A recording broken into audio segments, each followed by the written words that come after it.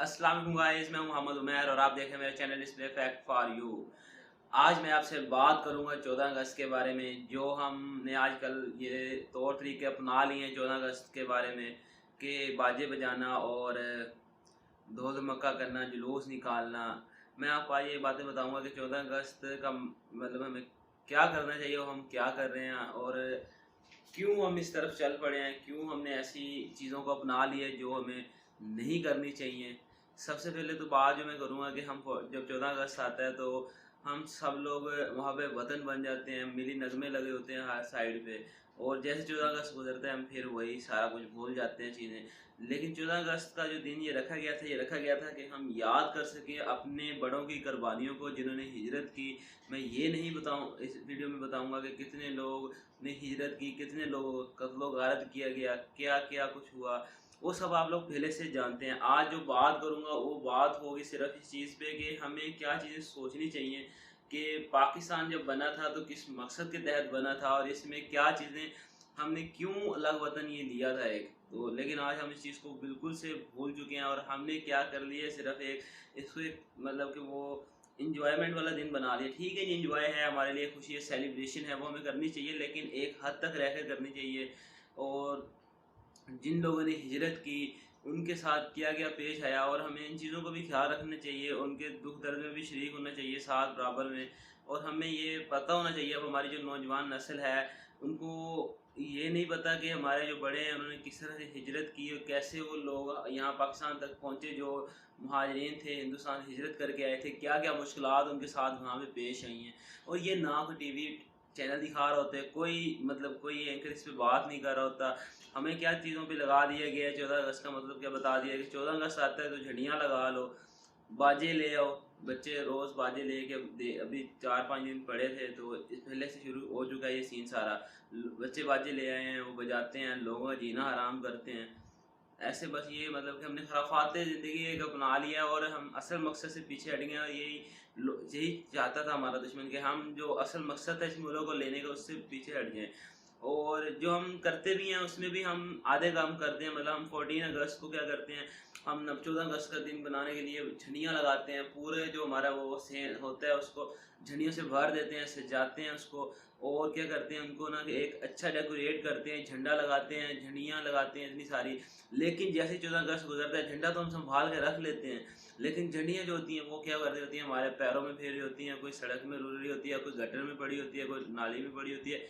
मतलब ऐसा सीन बना पड़ा होता है, कोई उनका देखभाल करने वाला। मैं ये नहीं कहता कि नहीं लगानी चाहिए, लगाओ, लेकिन फिर उसके बाद अगर लगाने के बाद उसको क्या करो, संभाल के रखो या उनको फिर मिट्टी के नीचे दफन कर दो। ये ना हो कि वो पाँव के नीचे कुचल रही हो। भी पाकिस्तान का झंडा बना होता है और ये मतलब कि हमारे बड़े तो क्या करते थे, इनकी इज्जत करते थे, झंडे की इज्जत होती थी। लेकिन अब कोई इज्जत रही नहीं है, वो हम कोई मतलब महसूस नहीं करते कि पाँव के नीचे झंडी आ रही है।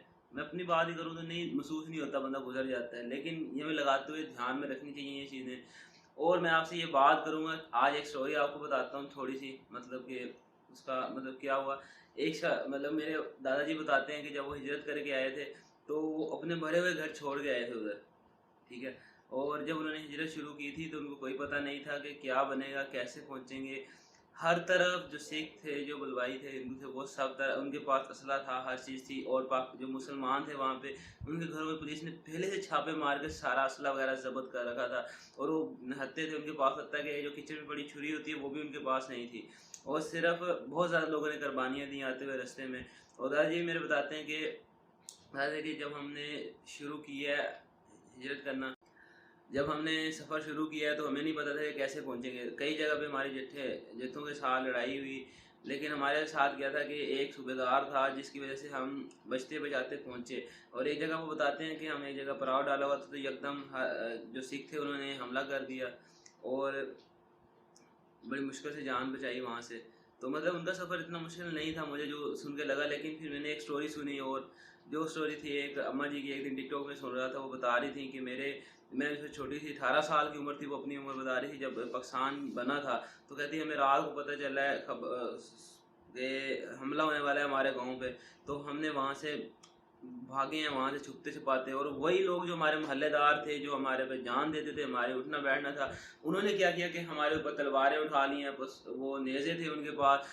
और क्या सबसे बड़ा नुकसान क्या था कि जो वो हमला करते थे उसमें जो औरतें थी उनको उठा के ले जाते थे, उनके साथ ज़बरदस्ती निकाह कर लेते थे। और ये मसले मसाइल मतलब वो बता रही थी, उसने बताया कि वो जब घर से भागे थे तो उसके साथ उसके छोटे बहन भाई भी थे, वो सबसे बड़ी थी 18 साल की। तो एक जगह वो कहती है कि हमला हुआ तो हमने क्या किया, अपने मेरी माँ ने खुद अपने सके बेटे को उठा के नहर में फेंक दिया, मैंने खुद छलांग लगा दी नहर में, और बड़ी मुश्किल से फिर हम वो मतलब उस नहर से बचे हैं। मेरे एक भाई वो बता रही थी कि उसमें चल बसा उस औरत ने। मतलब उन लोगों ने इतनी तकलीफें उठाई, और आज हम क्या कर रहे हैं, हम सिर्फ ये करते हैं कि 14 अगस्त आ गया तो मिली लगमे लगा दो, नाचो गाओ, जुलूस निकालो, लोगों को तंग करो, और झंडियाँ लगा लो। झंडियाँ भी बाद में हम ऐसे रो रहे होते हैं। तो और हमारे मुल्क का जो हालात चल रहे हैं इस टाइम पे, तो वो तो बस ना ही पूछने के बराबर हैं।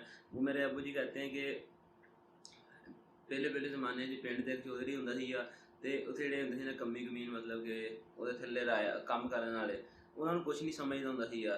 ਤੇ ਮਤਲਬ ਕਿ ਉਹ ਨਹੀਂ ਵੇਖ ਸਕਦਾ ਸੀਗਾ ਕਿ ਉਹਦਾ ਮੁੰਡਾ ਕਿਤੇ ਜਿਹੜਾ ਉਹਦੇ ਕੋਲ ਕੰਮ ਕਰਨ ਡਿਆ ਵਾ, ਕੰਮੀ ਉਹਨੂੰ ਕਹਿੰਦੇ ਆ ਪੰਜਾਬ ਸਾਡੇ ਪਿੰਡਾਂ 'ਚ, ਤੇ ਉਹਦਾ ਮੁੰਡਾ ਕੋਈ ਚੰਗੇ ਕੰਮ ਤੇ ਲੱਗ ਜਾਵੇ ਜਾਂ ਅੱਛਾ ਕੰਮ ਕਰ ਜਾਵੇ। ਇਹ ਹਾਲਾਤ ਸਾਡੇ ਪਾਕਿਸਤਾਨ ਦੇ ਹੋਏ ਪਏ ਆ ਕਿ ਸਾਡਾ ਪਾਕਿਸਤਾਨ ਇੱਕ ਕਮੀ ਕਹਿਣਾ ਤਾਂ ਨਹੀਂ ਚਾਹੀਦਾ, ਲੇਕਿਨ ਹੁਣ ਜਿਵੇਂ ਸਾਡਾ ਵਜ਼ੀਰ ਆਜ਼ਮ ਕਰਜ਼ੇ ਲੈਂਦਾ ਪਿਆ ਉਹ ਲੋਕਾਂ ਕੋਲੋਂ ਜਾ ਜਾ ਕੇ ਕਹਿੰਦਾ ਜੀ ਮੈਨੂੰ ਕਰਜ਼ਾ ਦਿਓ, ਮੰਗਣ ਵਾਲੀ ਗੱਲ ਆ।